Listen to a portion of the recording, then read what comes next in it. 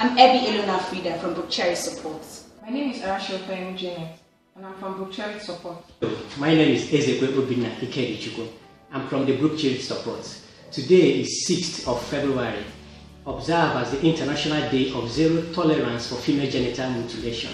It is a day set aside by the United Nations to create awareness to end this harmful traditional practice called female genital mutilation. The World Health Organization defines female genital mutilation as all procedures involving the partial or total removal of the female external genitals and/or injury to the female genital organ for cultural or other non-therapeutic purpose. Female genital mutilation is also referred to as female circumcision or female cutting. In Igbo language, it is called Ibiwanyugo. In Hausa language, it is referred to as visheri cut, and Yorubas refer to it as Idabe Obere. Globally, according to the United Nations, an estimated 200 million girls and women had undergone some form of female genital mutilation, and if the current trend continues, an additional 15 million girls between the ages of 15 and 19 will be subjected to the same harmful practice by the year 2030. Worldwide, female genital mutilation is recognized as a violation of the human rights of girls and women. It represents an extreme form of discrimination against women.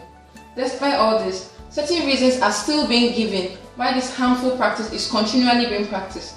In some communities, it is thought that women who are not circumcised have an insatiable appetite for sex and are thus said to be more sexually promiscuous than their counterparts who are circumcised.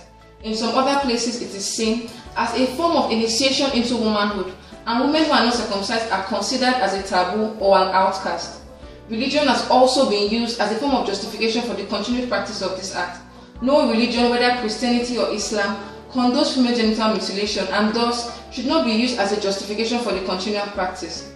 However, despite all the reasons given, female genital mutilation is cruel, it is inhumane, it is barbaric, and is absolutely unjustifiable. This is an act that should definitely be stopped. In recent times, even medical practitioners have been involved in the practice of this act, the so-called medicalization of female genital mutilation, whereby women are circumcised even in health facilities. Despite the purported safety of this act, female genital mutilation is never safe and can never be deemed safe. It even represents a violation of the fundamental medical ethics that first says, do no harm. Female genital mutilation is laden with a whole lot of complications. The act itself could result in excessive bleeding, severe pain, localized infection and abscess formation, tetanus infection from the use of contaminated equipment. There is also an increased risk of HIV and hepatitis infection from the use of unsterilized equipment.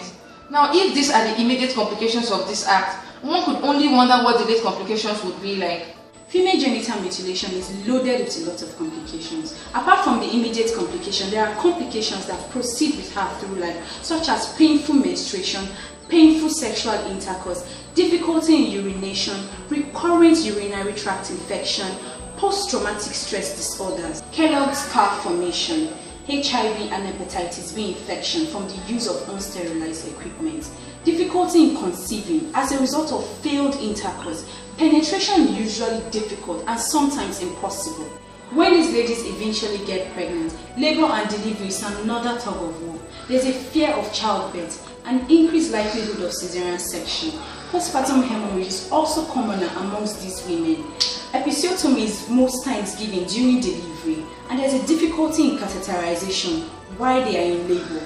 There's an increased risk of severe perineal tear and fistulae formation, and sometimes their babies are affected. So we see that this act, female genital mutilation, has to come to an end. Female genital mutilation is a big violation to the right of girls and women.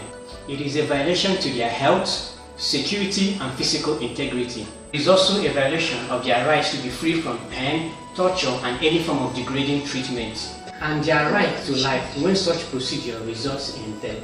So let's join this movement and end female genital mutilation.